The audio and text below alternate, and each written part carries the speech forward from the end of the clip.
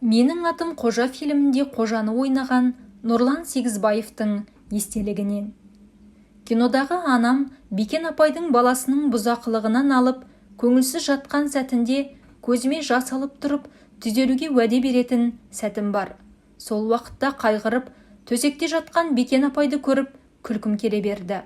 Көзіме су да тамызды, бірақ болмады.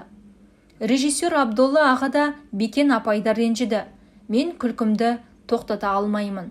3-4 дубль жасалды. Кенет кезекті талпыныста Абдолла ағаның жаныма жетіп келіп, шапалақпен тартып жібергені бар емес пе? Түсіруші топ аң-таң, барлығы тым-тырыс бола қалған. Өкпе мен ызаға булыққан менің көзім жасқа толып шыға келді. Сол сәтте айналамдағылар түсірілді деп қуанып, айқайлап жіберді. Абдолла аға қасыма келіп құшақтап алып, бетімнен сүйе берді. Ол кезде бала болсам да Абдолла ағаға ренжи алмадым.